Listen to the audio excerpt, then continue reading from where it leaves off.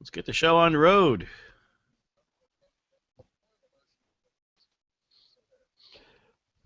Alrighty, well, welcome once again, everybody, to another episode of the Side Project Live. Just realizing that since I'm not on my normal setup, people cannot hear the intro music. So, because I'm normally upstairs in the quote-unquote production studio, and when a podcaster tells you production studio, what they really mean is my bedroom. Yeah, And so this is kind of impromptu, also. yeah, exactly. And I have like a board up there, and I got things mixing and everything. And for the show this morning, I don't have the board, so you can't hear the sound effects unless I figure out a way to get the stereo mix on this laptop going. But if I do that, the microphone jack doesn't work. So Oh boy, is this great! hey, you want to hear the most annoying sound in the world? I had that sound effect somewhere. But at any rate, once again, fresh from his stay at Morris Community Hospital for some very serious, well, not horrible serious, but fresh from some surgery, it's me, Jim Goebel. Yeah, I have it. Here we go. Hey, want to hear the most annoying sound in the world? There you go. And I heard that line. It's Eric Ferguson. And I heard that line was actually ad-libbed. Oh, I bet. You know what? I don't care what people say about Jim Carrey. I think he's hilarious. I mean, he's just done his fair share of stinkers, and the last Dumb and Dumber movie wasn't getting that great reviews, but and I haven't seen it, but I haven't really seen many movies this year. Correction. The only movie I've seen this year was the Lego movie, and if you're only going to see one movie in 2014, that's the one to see. Yeah, that's good. That movie is almost heavy-handed. Excuse me, almost heavy-handed with this with its libertarian message. And in fact, I was just reading something the other day where the people that wrote the Lego movie, they're the same people that wrote 21 Jump Street and 22 Jump Street, and they said they wanted to do an anti-authoritarian movie for kids. No kidding. And boy, did they ever. That's awesome. I think that movie was... I like Jim Carrey a lot. I just watched The Majestic last week, something like that. How is that? I wanted to see that.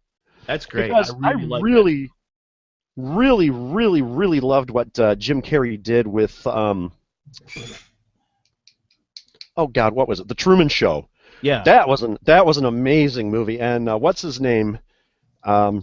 Oh God, I can't think of the guy's name. The guy who played Christoph. He really did deserve to win the Oscar for his role in that movie. Gosh, the actor's name is eluding me. Yeah. Well, I like it because if he didn't do that movie at that time, he could very easily then become typecast. There's nothing else. There's nothing else Jim Carrey can do except The Mask, because that's just, we had seen the Ace Ventura, we had seen all that stuff. He had to do something else. The Majestic was it. Sadly, it's hard to get. It was in print on DVD only for a very short time. Netflix does not have it. Well, what does Netflix have? Yeah, well, they don't have that. The Blu-ray, however, which has not been in print yet, that is due out in February. You know what I think Jim Carrey's best movie was? Is Man on the Moon. That's good too. He totally nailed Andy Kaufman. Yeah, I mean, he wasn't acting like Andy Kaufman. He was Andy Kaufman in that movie. I mean, you couldn't tell the difference. I mean, he just totally owned that role, and he should have gotten an Academy Award nomination at least for that. Yeah, that was good stuff. And I especially love the ending of it, when Andy Kaufman, suffering from, what was it, cancer or whatever, and he goes to the Philippines to get to a psychic surgeon or whatever to help him, cure his cancer or whatever it is he has. And then he sees how the trick is done, and then he laughs because at the he through his whole life, Andy Kaufman, like, doing all of these things just to get people, just to, make them feel that they've been had. And at the very end of his life, he was had. That was an amazing, amazing film. That's pretty good stuff. Yeah, I like that one a lot. So, but anyway, like I said, if you haven't seen a movie in 2014, you have to see the Lego Movie. I'd say it's more blatantly libertarian than even Atlas Shrugged. Yeah, but still fun. It's not all politics. Oh, it's fun. It's fun. I mean, characters are great. Oh, without a doubt. And did you hear the news? They pushed the sequel to Lego Movie back to 2018 from 2017. Main reason being is that they're actually going to do a Lego Batman spin-off with the Batman from the Lego movie. Right. Right. How freaking awesome would that be? Because let's face it, Batman in that movie, he was a total dick. Oh, it was great. He was hilarious. He was a dick. He was a narcissist. Yeah. Holy cow! That was a great characterization. And one of the most awesome things about that movie is that if there was ever a Lego set based on a licensed property, they were in that movie. From Star Wars to Batman.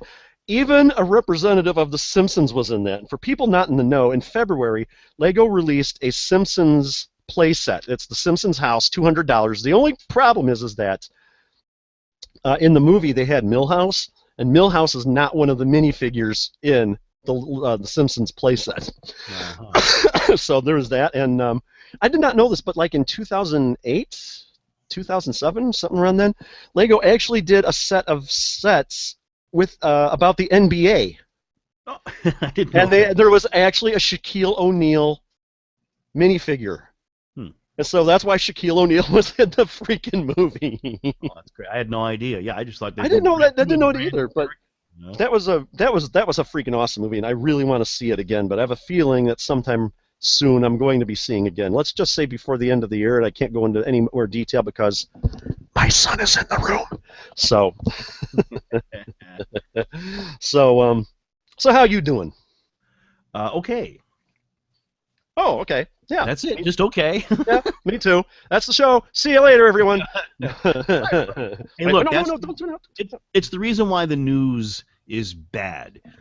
Paul Harvey talked about that. People would write him letters, why don't they do a whole, half-hour, show on all good news? He's like, we tried that. Nobody pays attention. We all want to know how miserable everybody else is. They tried all good news. It doesn't work. Well, it's the old media adage, and we've brought it up before. If it bleeds, it leads. Mm-hmm.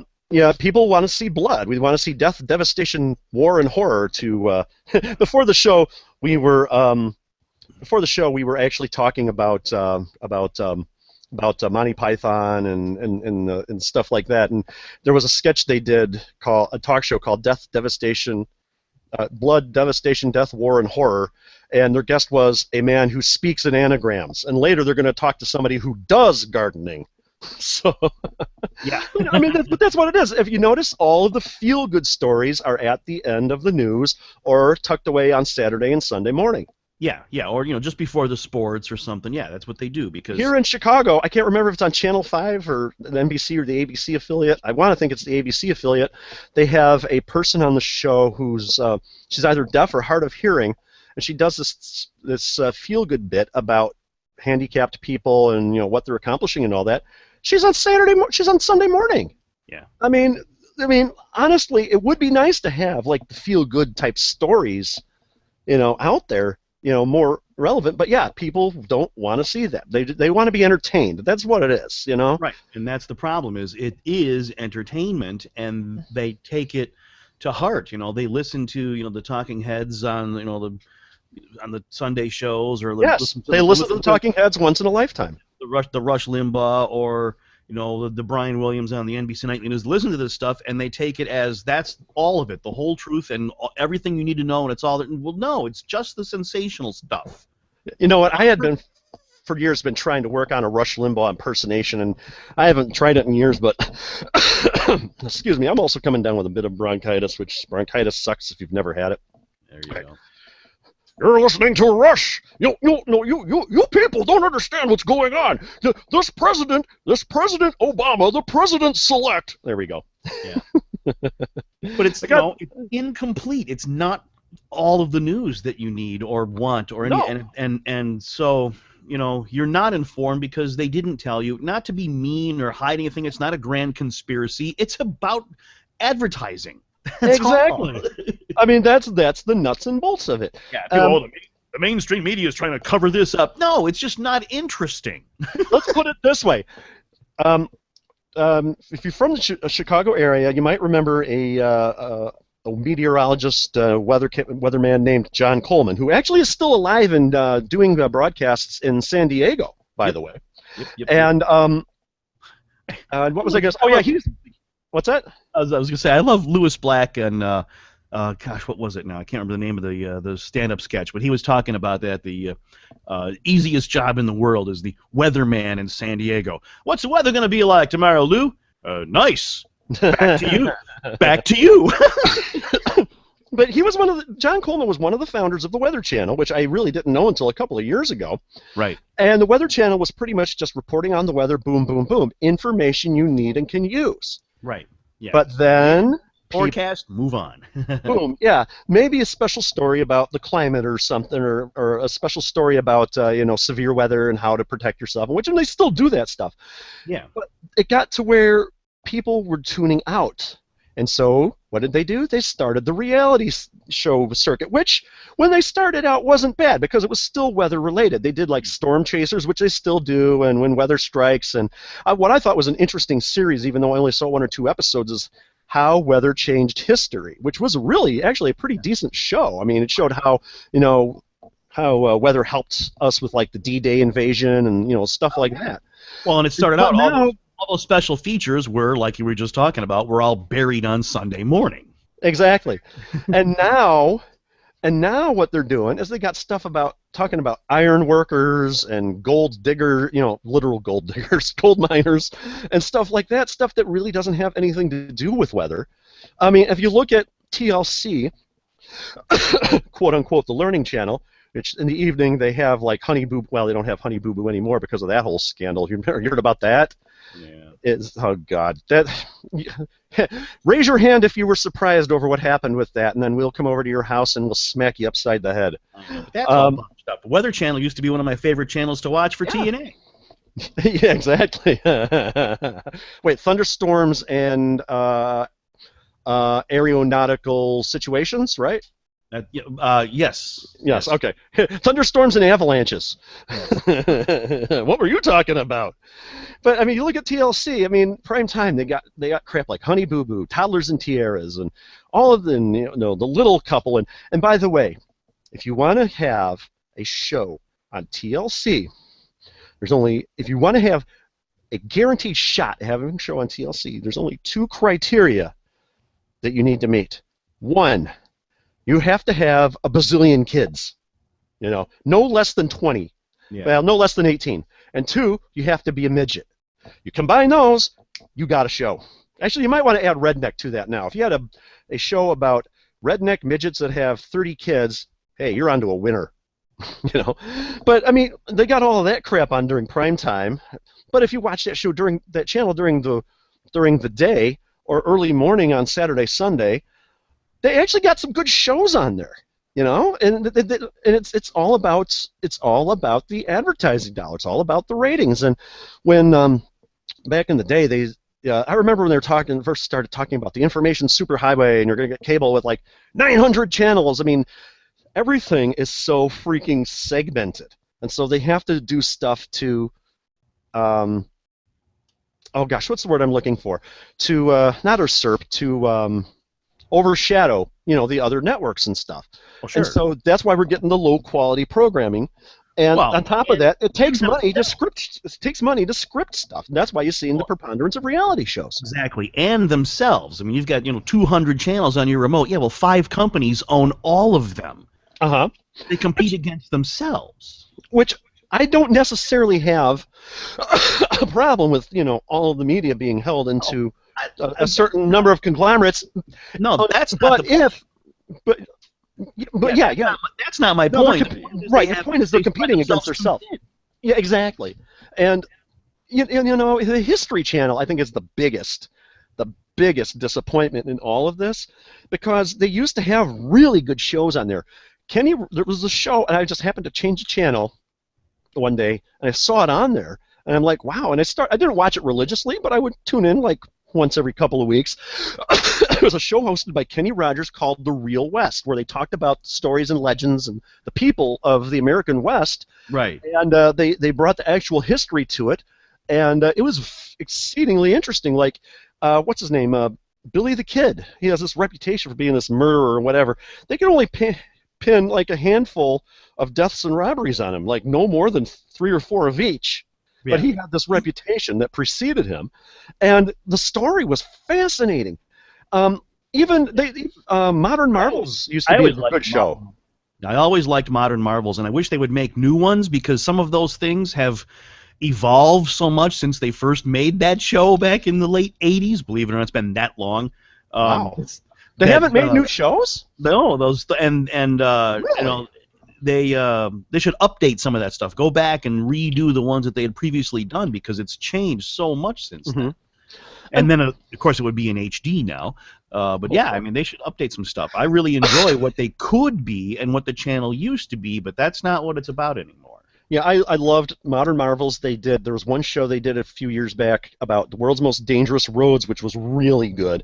They talked about that one road down in Bolivia, name escaping me for the moment, and then they talked about Colorado's $1 million highway, and this one interstate in California that has always got nasty fog coming through Yeah. because of just the geography of the area, and how they're always having like massive pileups there. And fascinating show. And then there are always ones about mega disasters. They've got like 8 or 10 of those, and those are always fascinating to see the stuff behind those. I mean, one episode they did. The world's biggest explosions, those are always fun. Oh yeah, and Discovery Channel's almost as bad, but fortunately they got MythBusters, and that's still a pretty good show, even though they got rid of Carrie Byron, which added the TNA you were talking about earlier.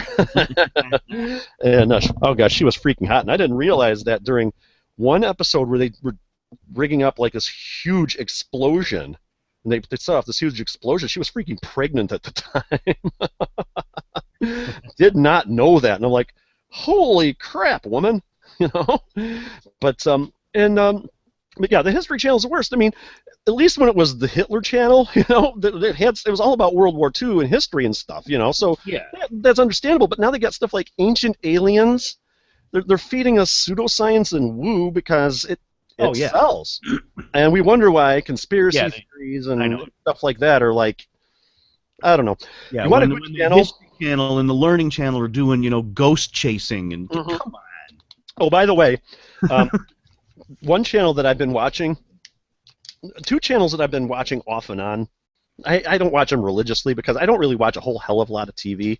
Since I've been laid out, since I've been out from work and that, since my surgery, I've actually been on YouTube watching back episodes of Mystery Science Theater 3000, catching up on episodes I've missed. But oh, that was an awesome show. But by the way, the American Atheists have their annual convention in 2015 in April in Memphis, and Trace Ballou and Frank Conniff are going to be there. They're going to be riffing on a movie. Hmm. And speculation is it's going to be Kirk Cameron's Saving Christmas. It's got to be either that one or Nick Cage's Left Behind. It's got to be one of those two.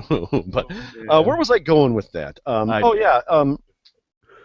So I've been laid out. I've been watching like TV, but the two channels I've been watching more often than not recently are the National Geographic Channel, which is really good. And by the way, and the reason I brought up Trace and TV's Frank is because on Wednesday of this week, was it 13th, 14th, 15th, 16th? Wednesday the 17th, I believe it is, during prime time, Riff Tracks is going to be once again this year doing commentary over some National Geographic specials, so you might want to tune in for that. That is Kevin Murphy / Tom Servo, Paul Chaplin / the later Crow-T Robot, and Mike Nelson. So that should be good. And the other channel I've been watching once in a while is the Smithsonian Channel, and there's two really good shows on that. There's one called Aerial America, where they go to each state and then they tell stories about the history and whatever of the state, but they do everything through the eyes of aerial photographs and aerial video and all of that, and so you can see all of the stuff from the air. It is really fascinating. They've yet to do Illinois, but I've said, I see you haven't done Illinois. I sent them a message stating, got some ideas for when you do the Illinois show where you should go other than Chicago, and they're like, those are good suggestions. So I think they're going to be doing Illinois this year, well, next year, 2015. And the other show that they had that I really like, it's called The Real Story. And what that show is they take stories behind the movies, like the stories that movies are based on. Like a lot of people may not realize that Scream was actually based on a series of serial killings in Jacksonville, Florida. And the movie actually follows the way the story played out fairly well close. And another one they did was they talked about James Bond films and how the history of and how the history, or how it tied into the history of spying, and how Ian Fleming got to write these stories. He was involved in espionage in some way, I believe. And my favorite one, of course, it's one of my favorite movies of all time. Like I've said before, I have two favorite movies of all time, and depending on which one is my favorite depends on my mood. Close Encounters of the Third Kind and Tremors. Oh, and side note, they're filming Tremors 5 in South Africa as we speak. Michael Gross and Jamie Kennedy. So that might be one to watch for. There's only been one bad Tremors movie, and that was the third one. Anyway, this movie, the show, the real story, did this thing about Close Encounters of the Third Kind and the alien abduction stories they were based on, but it didn't. But the way it handled it through a skeptical viewpoint, and they really dug into the Betty and Barney Hill story, which people don't remember that one. Back in the 50s, 60s, an interracial couple, Betty and Barney Hill, claimed to have had been abducted by aliens, and they totally dissected the story and how it related to Close Encounters of the Third Kind. It was really fascinating. I tried to actually read back in the day, back in high school, the Betty and Barney Hill story. I can't remember the name of the official book on it, but then I was reading it, and it was like, then under hypnosis they remembered, and then later they said, oh wait, this happened too, and then oh wait, this happened too, and I'm like, okay, well that's bullshit. Oh, you don't. There are two problems with that, and we're going off on a rabbit trail here. Is first of all, if you had something as traumatic as an alien abduction happen in your life, I think you would probably remember it. But if let's say that they wiped your memory out, I think they would have done a better job than to be able to come out through hypnosis. So that's just me, me skeptically thinking there, but exactly. But yeah, the Nat Geo channel, the Smithsonian channel, and I still watch the Food Network. I have PBS. Yes. I have PBS. I don't have any subscription TV at all, and I'm not about to go there. The thing is that with the problem with subscription TV is that you have to. It's too freaking expensive. That's what it is. Well, there's that. The one tip I've learned about that is if it gets too expensive, call them up and tell them you want to cancel because you can't afford it anymore. 9 times out of 10, they'll give you a discount. 100%. It's worked with me 100% of the time, and in fact, I've been down that road with the credit card companies. You know what? I'm going to have to declare bankruptcy. Well, hold on. Let me get a manager. We'll see if we can adjust your rate. It works. You know what? I'm going to try that because right now I got some serious financial problems, and I've got to try that. Yeah, if you're already paying their lowest rate or near that, they won't do anything. But if you get let's say you're not by a long shot.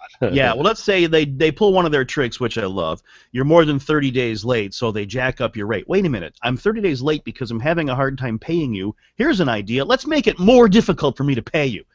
As Gallagher once said, you ever notice? As Gallagher once said, you ever notice that when let me see. When did blah blah blah. Oh God, what the hell was the quote? It was when you overdraft your checking account, the bank charges you more of what they know you don't have. Right. Exactly. And you know what? Rate is a punishment for being late. Now it's harder for me to pay you.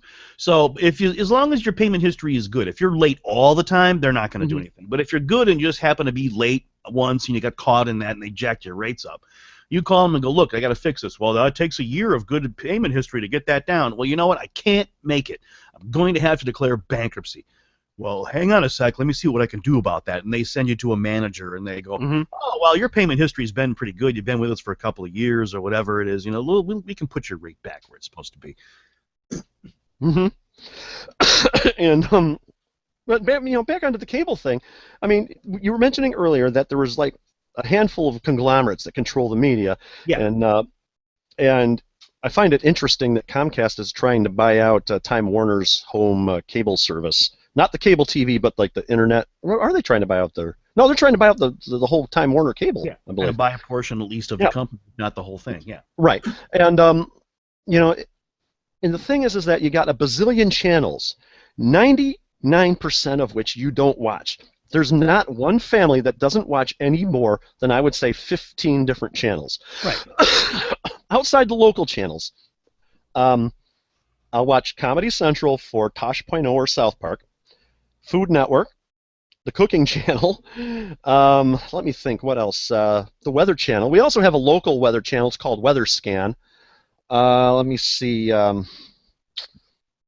You know, I don't know if this is considered a local channel, but PBS Create I'll watch once in a while because America's Test Kitchen is a great show, and then they have like Rick Steves Europe on there, which is also a pretty good show. And it's available by broadcast, so. Oh, okay. All right. Well, I won't count that one then. Cartoon Network for their Adult Swim lineup, and for the regular show. If you haven't seen the regular show, it's the only PG-rated cartoon in their non-Adult Swim lineup, and holy cow, this show is insane.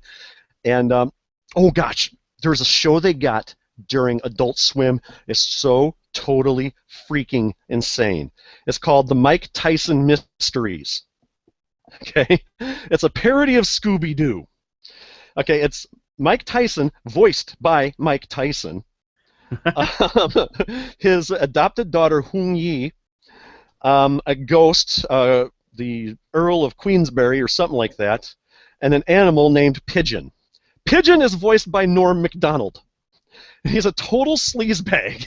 In the last episode I watched, he gave Mike Tyson's daughter a roofie and tried to do upskirt pictures of her even though she's not wearing a skirt. It's Norm Macdonald, and I'm like, holy crap. And Mike, the thing is that the scripts, Mike Tyson is making fun of himself. Awesome. Why not? And he's one of the executive producers of the show. I mean, say what you will about him in his past. I mean, everybody has a past, and everybody, most people, I think, learn from their past. And I have a feeling, you know what? I don't have that problem with Mike Tyson. I don't believe in the once a blank, always a blank. I believe people can change for the better. They can change for the worse. They can change for the better. I think Mike Tyson has changed for the better. He's the executive producer of this cartoon. As the scripts are making fun of himself, he's voicing himself, and at the very end of the show, after the credits roll, he's got like a 2 or 3 second thing where he says something in live action that has to do with the show. I mean, it's totally insane. What was the first episode I watched was that the big mystery that they were trying to solve was like Ray Bradbury, I think it was having a trouble finding an ending for his trying to find an ending for his book. Okay. And so that was the mystery. And then another episode, he goes to the airport to pick up who was it? Neil Armstrong. And then come to find out, over the last several years, Mike Tyson has been accidentally running over astronauts in his vehicle. He's not a very good driver, but all of his victims seem to be astronauts. No. And so somehow he gets in a rocket and he gets to the moon and he finds the rover there. And then, of course, he runs over the only astronaut on the moon. Oh, God, the show's insane. You got to see this damn thing. That's funny. That's funny. Oh, God, it's called The Mike Tyson Mysteries, and I think you can watch them for free at CartoonNetwork.com. But you know, and once we'll watch Nickelodeon because, well, that's what SpongeBob is on. And let me think. We don't watch MTV or VH1. I watch some of the on-demand stuff, which that pisses me off because if it's something off of a major network, they disabled the fast forward on your remote so you can't skip past the commercials, which is bullshit. Pardon my French. Oh, and I've been watching CNBC lately for several shows. The reruns of Shark Tank, which that's a good show. They have a show called American Greed, which is stories about scams and stuff run by people, narrated by Stacy Keach, by the way. Oh, cool. And a show that I just discovered earlier in the year called The Profit, Profit. Mark, where the the guy who runs the show, the guy's name is Marcus Lemonis. He's the president and CEO, founder of the Camping World stores, which is a big, RV, store chain. Yeah. And he goes around the country, finds failing businesses, buys into them, and tries to turn them around. And that's a really good show. My only problem with it is it ends too abruptly, I think. But that's a really good show. If you haven't seen it, check it out. It's on CNBC. But the thing is that if, let's say I just wanted to watch CNBC, and I wanted to watch Nickelodeon and Food Network. Oh, I'll watch HGTV from time to time because I actually kind of like that show Property Brothers, but that's a different issue. But let's say I only want to watch these 3 channels. You can't do it because you have to buy the whole package. And how that is run is several years ago, Viacom came out with a channel called Nickelodeon Toon, which was all cartoons. Yeah, Nicktoons, yeah. Yeah, the Nicktoons channel, that's what it was. And many cable providers were not having it because they saw the channel as redundant. And so what did Viacom do? They pulled Nickelodeon, they pulled AMC, they pulled their whole lineup. They held hostage the cable service providers until they carried Nicktoons.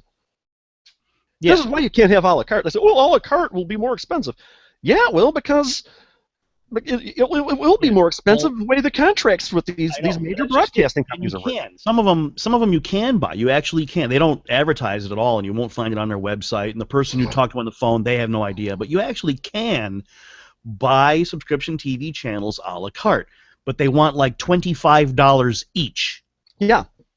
And as soon as you buy 2, you're like, well, I should just get the first tier of cable then and just go with everything, Yeah, and that's what happens. You actually can buy them a la carte, but why would you? It's so stupid expensive. Exactly. As long as we're going off on media, there's something that has been just kind of puzzling me. Oh, by the way, I don't have the copy here right now, but the Side Project Live is brought to you by the DuPage Libertarians. They meet, and I don't have the copy in front of me, so I can't tell you, but just search for the DuPage Libertarians. They meet. They have that thing that they do. The thing. So they meet. You can find out more information about them on their Facebook page. Just go to Facebook and look up DuPage Libertarians. Good friend of the show, Brian Scott Lambrecht, is the head of that, and Lou Malnati's, that's where they go. Lou Malnati's in Schaumburg. Oh, they're going there for their Christmas. Yeah, that's for the Christmas thing. And if I was more mobile and if I could drive, I would head up there. But alas, I cannot. So yeah, check them out. They're good people. Yeah. They're good people. And one of their members just had a birthday recently, so happy birthday, Jenny Floyd. And there you go. So, but as long as we're going off on the media, there you go. This is something that's a new thing. It's kind of puzzling to me. Amazon does this, and Comcast does this, and I just don't understand it. Especially with Comcast. What they're doing is that if you go into their on-demand movies or whatever, I mean, obviously you can rent the movies, okay, $3, $4, whatever, watch it for 24 hours. Now you can buy the movies like $10, and they're yours forever. But okay, they're yours forever, but you have to subscribe to Comcast to get them. You don't get a hard copy that is your own. And I don't understand why anybody would do that. I would think it would fail, at least with Amazon. If you buy a digital copy with Amazon, you're not likely, to stop your Amazon subscription. You're more likely to stop your cable subscription and thus not have access to the stuff that you bought. Yeah, it's kind of wacky. I don't understand it. If I'm going to buy a movie, I want a copy of my own. Yeah, digital copy is fine, but I want my own copy. And by God, I'm going to get myself a copy. I don't understand. I mean, the whole thing is just goofy and wacky and nuts, and it's another money grab, but they make it seem like it's a value-added service where I just can't see it is. That's the name of the game, man. It's all about subscriptions. That's why software is moving that way. You don't, now some of these, premium applications that people run, they're all, cloud-based. The actual code runs on the net too, not just your content, but the program itself, and you have to pay a subscription. I mean, and of course they're trying to fight piracy. I understand that, but if they didn't want $1 billion for an Office suite, maybe I would just buy the thing. Yeah, you know what? There's the thing that's interesting about like the Office suite thing is that Microsoft is just getting into, well, they've been doing it a few years now, getting into the cloud cloud thing. First of all, I don't mind having cloud service for like backing stuff up, but Yeah. I want the actual physical copies of the stuff here. Don't mind the backup thing, but that's another issue that actually goes with what we were just talking about the cable thing. But Microsoft has now moved Office to the cloud, and you can buy a license. I don't know if you've ever seen the price of Microsoft Office full version first time. You're looking at $400 or $500 for a word processor. Okay. And Microsoft is wondering why it's getting pirated all the time?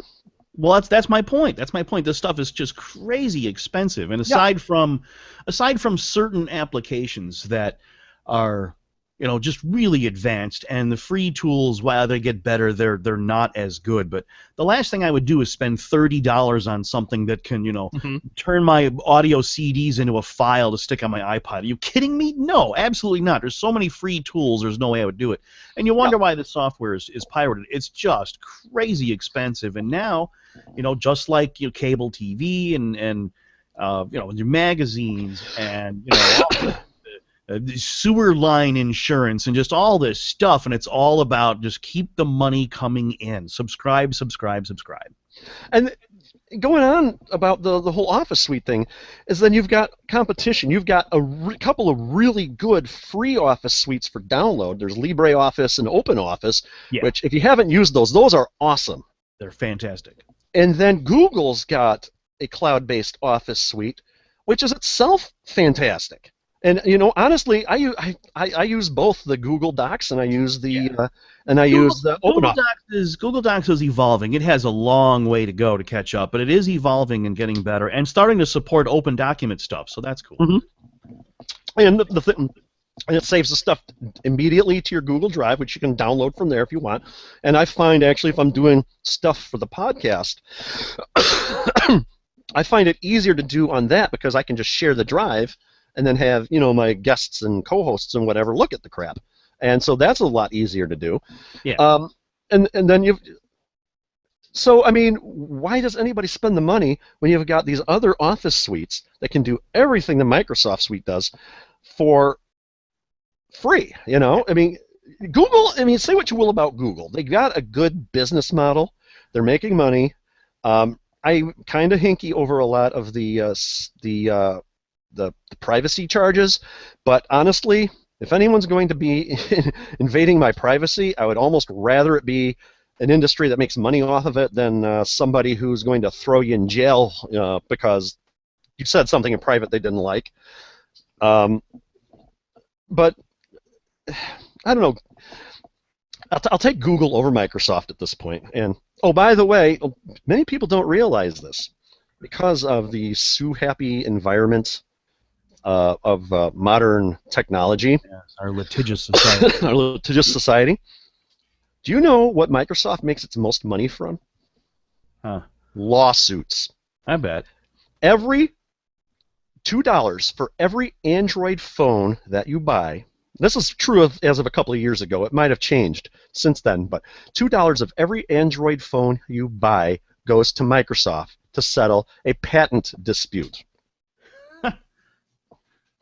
You know what the funniest thing about that whole thing is, though, is that years ago, Microsoft had this thing about, open source software is bad and you shouldn't use it and blah blah blah blah blah. Yeah, which is why they built the Xbox on it. Yeah, they bought out Hotmail years back, and for about 5 years after they bought it out, it was running on the FreeBSD operating system. Yeah. I mean, I'm sorry. That's Xbox runs Linux. Yep, it does. Way back in the day, I get off on all of these rabbit trails, but back in the day when the PlayStation 2 came out, Sony actually introduced a kit that put a keyboard onto your PlayStation 2 and had a hard drive that had the Linux operating system on it. Awesome. Don't know anything about how much that cost or anything, but I just still thought that was kind of cool that they did that. It wasn't anything they advertised. I remember back in the day of the early video game systems like the Intellivision and the ColecoVision. I don't think Coleco did, but Mattel got sued by the Federal Trade Commission because they said, oh, they're going to release, in their advertising, they're going to release a keyboard for it, and blah, blah, blah, blah, blah. Somebody got pissed that it was like on the market for like 3-4 years and the keyboard wasn't released. The FTC sued them, saying, hey, you got to release a keyboard for this thing. Huh. Gotta love it. Yeah. A lot of information that nobody needs. And that's right. That's right. Now, that's what happens. But anyway, yeah, I don't have any subscription TV just because it's too expensive, and there's so few channels that I care to watch compared to what you get. I mean, let's face it, it's a poor return on investment. Well, it is, and most of them come with advertising. That's the kicker. I have all this free TV because it has commercials. Well, so does Comedy Central. Why should I pay for it? And to me, it's embarrassing the amount of money that the subscription people collect when these channels, depending on the terms of the contract, but more often than not, they pay to be there, and then they have advertising, and then you pay to watch it. It's absurd, the amount of money. Pisses me off the most. And by the way, the name of this episode is A Side Project Christmas, so just in case you're what pisses me off the most is a lot of these cable companies like Viacom and CBS and Fox and blah, blah, blah. They banded together and created a service called Hulu. Now, you go online, you watch Hulu, get commercials, whatever, boom, you're fine. If you want Hulu on your Roku box or your smartphone or your tablet, you have to pay a monthly fee, and they don't take out a damn commercial. Right. Right. They leave what's up with that? And leave the ads there. Look, I'm not one of those that's going to go on about a big conspiracy and go all Michael Moore and complain about corporate greed and all that. But often that kind of greed ruins great things. Exactly. It's a shame. I hate it. It is what it is. It's part of capitalism. I'm a pure capitalist. That's great, but it ruins things, and that's what annoys me. Speaking of one of those things, for example, it just popped in my head.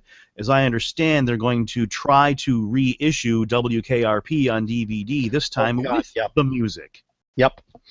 Yeah, because they had to license all of the damn music. Yeah, and originally they wanted, here's a TV show about a rock and roll radio station that doesn't play any rock and roll because the people that hold the rights to some of the music wanted billions of dollars, and it's like, really, you gonna charge me that kind of money? It's absurd. Mystery Science Theater 3000 has not generally had a problem with that, but they have had a couple of issues where there were movies that got real popular after being on their show, and then the creator's like, you can't play this anymore unless you pay us a royalty. Yeah, and the Fugitive, season 2, they put that out without the music. Here you have a award-winning original score, and you buy the DVD and there's no music on it. What? It used to be back in the day where the music industry saw radio and by extension WKRP as free marketing. Yeah. And they were happy to do it. Yeah. And now they want all of these royalty license fees and whatever. And you know what? People make this big deal about the payola scandals of the 70s and 80s, where music companies were paying people to play the song over and over and over. And in fact, WKRP actually once did an episode about that whole thing. Yes. And honestly, I don't care if a record company wants to pay a radio station. Yeah. Well, you know what? A block of time. Yeah, and what they've done, I don't hear them doing it anymore because I guess it just didn't work out. It wasn't cost effective. But they started doing this about 10 years ago. Is they would actually buy commercial time. So you would listen to your local top 40 station, and the record company would buy 3.5 minutes of commercial time and play their song in it. They had to mention it. Here's the new album by so and so. By Blabishma Records. They had to mention that it was a commercial, but they would play the new hit record by whoever as an advertisement. Mm-hmm. And honestly, isn't that what an infomercial is? Yeah. Well, that's what might happen to all music radio, by the way, if people are following along the Flo and Eddie Turtles lawsuit that's going on in California. This could potentially destroy music radio, particularly oldies music radio. Hey, could you post a link to that on the Side Project Facebook page? I'd like to read about that. I hadn't heard about this. Yeah, yeah. In fact, there's a couple of stories floating around about that. Yeah, it's a wacky thing about paying royalties and not paying them, and the whole thing is making a real mess out of it. And some of the unintended consequences of this, lawsuit are that we might find that re-recording and impersonations and stuff, not parody, but trying to emulate the original recording, that can be completely legal and free of any sort of a royalty thing. So radio stations will just play that. I won't have to pay my royalties because I can just play this alternate version of the song anyway. Oh, and there's a startup licensing company. A lot of people have heard of BMI and ASCAP. Well, there's also CSAC. There's a fourth one that wants to start up, and they are paving the way for a 30% commission on this stuff. Wow, that's a lot of money. People don't realize that the musicians make nothing off of it. And in fact, there was one band, I can't remember, they were from the 90s, and they put out this one song. It was a big hit. I wish I remember the story. And they made a music video for it. And the company said, music company's like, we'll give you $1 million to make this video. It's a loan. They never made a single damn penny off of that song. Yeah. I mean, and we're supposed to be feeling sorry. In the most recent lawsuits filed against the Pirate Bay in Europe were filed by like BMI and Warner Music and whatever, all the big companies. Not a single damn penny have gone to the artists. Right. And you know what? I'm going to kudos to Prince, to Flava Flav and Public Enemy, to David Bowie, to all of them who are eschewing this whole thing. Radiohead, even though I don't care much for them, kudos to all of these people who are sick and tired of the system, the music system, that they're releasing their music online, distributing them themselves, and making a good chunk of cash on it. I mean, good for them. Radiohead has even gone as far as when they release an album on their website, they release the whole thing on their website, and most of them, the cost is whatever you can afford. If you can't afford anything, hey, good. Yeah, I don't like Radiohead's stands on politics or economics or any of that, but good on you, man. Yeah. Pay us what you feel it's worth. They just leave it at that. Exactly. And as long as we're talking about licensing, how's that for a segue? Not a really good one. Every year around Christmas time, there is a thing that's oh crap, and I just realized I'm not going to be able to play it because of the way my setup is. Shnikes. Figuring stuff out here. Put it up on the drive if you have enough bandwidth, if it isn't already there. It's already there. The finished one? Yeah, it's called Gift 4. Gift 4, that's right, you did say that. I can play it. Okay.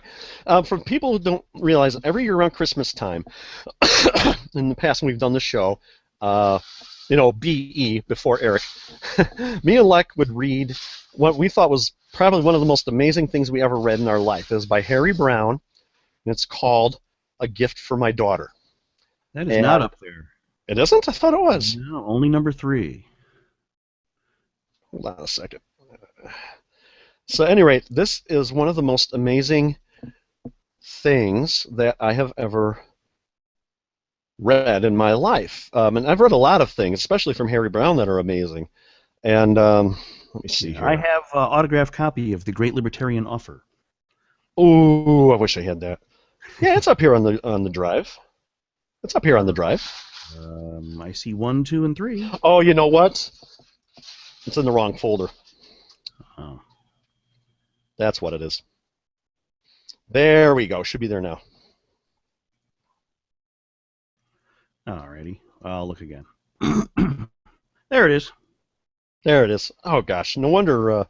At any rate, so what we decided to do was, since we love this thing and we like to not lose our voices, we decided to record it and kind of do it up more in like a bit of a Christmas way, with some sound effects and some background music and that sort of thing. And As soon as you're ready. Yeah, it's 5 minutes, so that's about right if we want to say goodbye. You ready? I'm ready. So without further ado, here is A Gift for My Daughter by Harry Brown. I hope. It's not labeled as such. Let's see what happens here.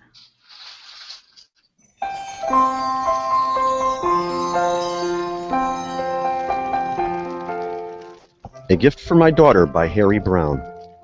December 25th, 1966.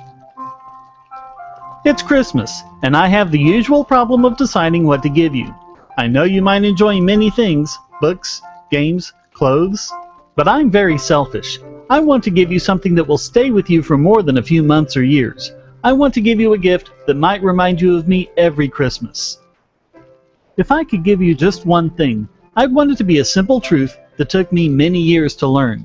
If you learn it now, it may enrich your life in hundreds of ways, and it may prevent you from facing many problems that have hurt people who have never learned it.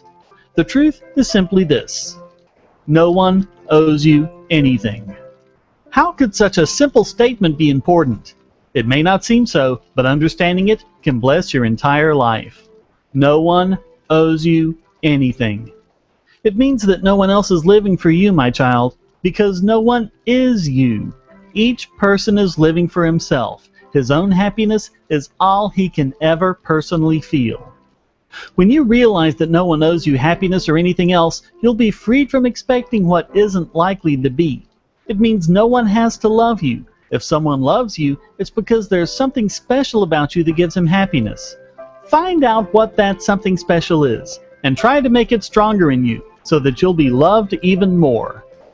When people do things for you, it's because they want to, because you, in some way, give them something meaningful that makes them want to please you, not because anyone owes you anything. No one has to like you. If your friends want to be with you, it's not out of duty. Find out what makes others happy so they'll want to be near you. No one has to respect you. Some people may even be unkind to you. But once you realize that people don't have to be good to you, and may not be good to you, you'll learn to avoid those who would harm you. For you don't owe them anything either. No one owes you anything.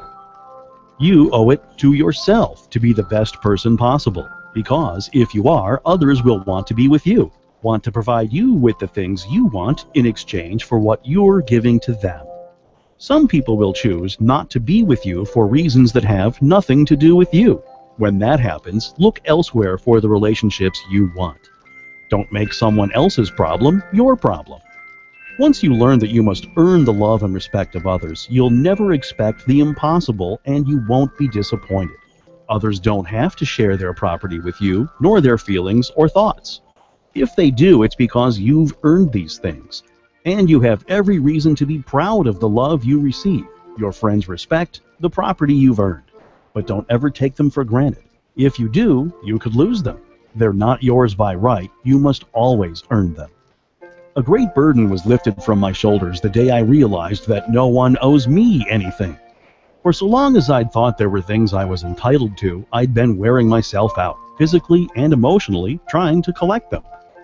No one owes me moral conduct, respect, friendship, love, or intelligence. And I recognize that all my relationships became far more satisfying. I've focused on being with people who want to do the things I want them to do. That understanding has served me well with friends, business associates, lovers, sales prospects, and strangers. It constantly reminds me that I can get what I want only if I can enter the other person's world. I must try to understand how he thinks, what he believes to be important, what he wants. Only then can I appeal to someone in ways that will bring me what I want. And only then I can tell whether I really want to be involved with someone, and I can save the important relationships for those with whom I have the most in common. It's not easy to sum up in a few words what has taken me years to learn, but maybe if you reread this gift each Christmas, the meaning will become a little clearer every year. I hope so, for what I want more than anything else for you to understand this simple truth that can set you free. No one owes you anything. This presentation has been narrated by Shane Killian of Bogosity at bogosity.tv and Eric Ferguson of the Side Project Live at tsplive.com. Produced by Jim Goebel. Fireplace sound effect by Jabba. Download it at soundbible.com. Background music Wish Background by Kevin MacLeod is available at incompetech.com. A Gift for My Daughter is copywritten by Harry Brown and cannot be redistributed for profit. Visit harrybrown.org for free articles, Amazon for print books, and Amazon Kindle for ebooks by Harry Brown.